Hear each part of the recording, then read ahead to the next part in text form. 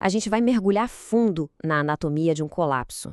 Vamos entender um dos maiores abalos que o sistema financeiro brasileiro já viu: a queda do conglomerado Master e, claro, do seu banco digital, o Will Bank. E olha, essa análise não é só para entender o que aconteceu, não. É um verdadeiro guia de sobrevivência, essencial para milhões de pessoas que foram pegas de surpresa. Vamos voltar para a data que marcou o início do caos, 21 de janeiro de 2026. Nesse dia, o Banco Central do Brasil tomou uma medida drástica. Decretou a liquidação extrajudicial do Will Bank. Na prática, foi como se alguém simplesmente desligasse o interruptor do banco. Todas as operações congeladas, na mesma hora. E o impacto humano disso é de uma escala gigantesca. A gente está falando de cerca de 12 milhões de clientes. Pessoas que, da noite para o dia, viram suas contas completamente bloqueadas, sem conseguir acessar o próprio dinheiro. Imagina o choque, o desespero para uma base de clientes enorme que confiava naquele serviço. Mas tá, o que significa essa tal de liquidação extrajudicial na vida real? Pensa assim, é um processo do Banco Central para encerrar de vez as atividades de um banco que quebrou, que está insolvente. E o resultado é imediato. Contas, cartões, transferências via Pix, tudo suspenso no exato instante do anúncio. E o que foi que deu aquele empurrão final, a gota d'água? Foi um calote. Simples assim. O Will Bank deixou de pagar o que devia para a Mastercard. Essa falha foi o estopim. A bandeira, claro, bloqueou o uso de todos os cartões e, para os olhos do Banco Central, isso foi a prova final de que o banco não tinha mais salvação. Agora, a gente precisa ir mais fundo. A queda do Will Bank não aconteceu do nada, não foi um evento isolado. Na verdade, foi só o último capítulo de uma crise gigantesca, que acabou revelando uma fraude sistêmica e um rombo bilionário. A pergunta que todo mundo se faz é: como? Como é que isso foi acontecer? Para a gente entender a queda do Will Bank, a gente precisa olhar para quem mandava nele, o Banco Master, e para as operações que levaram o conglomerado inteiro para o buraco. Essa linha do tempo aqui mostra como tudo aconteceu numa velocidade assustadora. Começou lá em novembro de 2025, com a liquidação do chefão, o Banco Master. O Will Bank ainda ganhou um fôlego, sabe? Operou sob uma administração especial do Banco Central, numa última tentativa de achar um comprador, uma solução, mas aí veio o calote na Mastercard em janeiro e isso selou o destino dele poucos dias depois. Essa citação da Agência Brasil, olha, ela resume perfeitamente a estratégia do Banco Master. Para crescer a qualquer custo, ele atraía clientes oferecendo CDBs com juros muito, mas muito acima do mercado.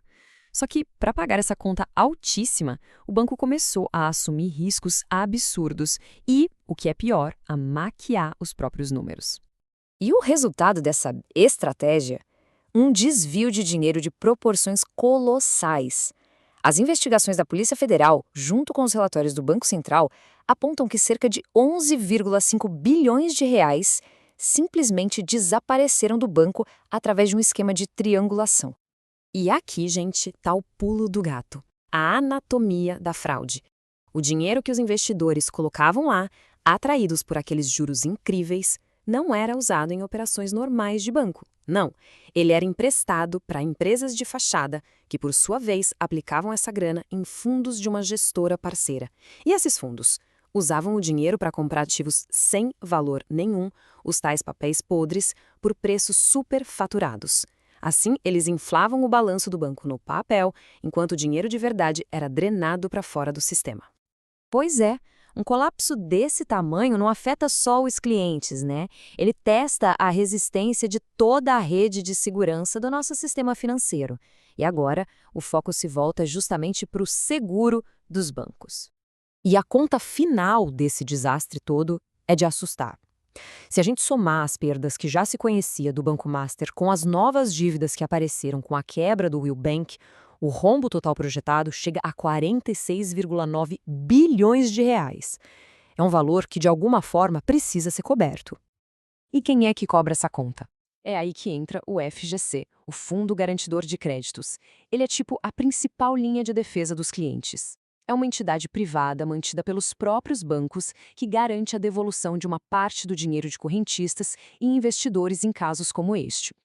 E aqui a gente tem a real dimensão do problema. O rombo do caso Master está simplesmente consumindo mais de 1/3 de todo o patrimônio da FGC. É um impacto sem precedentes, vindo de um único caso. Isso acende um alerta gigantesco sobre o risco para o sistema inteiro e, claro, sobre a capacidade do fundo de aguentar futuras crises. Ok, agora vamos para a informação que talvez seja a mais importante para quem foi diretamente afetado por tudo isso: o guia de recuperação. Afinal, como é possível reaver o dinheiro que ficou preso no Eubank? O primeiro passo é entender que existem dois caminhos diferentes aqui. Depende do que a pessoa tinha no banco. Uma coisa é aquele dinheiro que estava parado na conta de pagamento do dia a dia. Outra coisa, bem diferente, são os investimentos, como os famosos CDBs.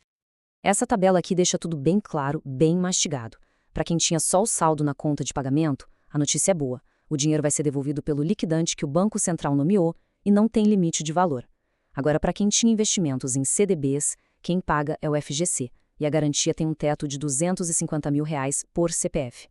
Então, para os investidores, o caminho é totalmente digital. O processo todo é feito pelo aplicativo oficial do FGC. O que precisa fazer? Baixar o app, fazer o cadastro completo e aí aguardar a liberação do sistema. Quando liberarem, é só entrar lá e solicitar o pagamento da garantia. É um processo bem direto, mas que exige a iniciativa do cliente, tá? E para fechar, há alguns pontos de atenção que são cruciais. Primeiro, a liquidação do banco não anula dívidas. A fatura do cartão de crédito continua valendo e tem que ser paga. Segundo, as chaves Pix que estavam no Will ficam inativas. É preciso cadastrar em outro banco. E o mais importante de tudo, muito cuidado com golpes. O FGC e o Banco Central nunca vão entrar em contato pedindo senha ou cobrando taxa para liberar o dinheiro. Fique de olho e acompanhe só os canais oficiais. E a gente termina com uma reflexão, uma provocação. Um único caso consumiu 1/3 do fundo que deveria garantir todo o sistema bancário. Isso nos força a fazer uma pergunta fundamental para o futuro. Com essa rede de segurança sobre um estresse tão gigantesco, quem, no final das contas, garante a própria garantia? A questão fica no ar.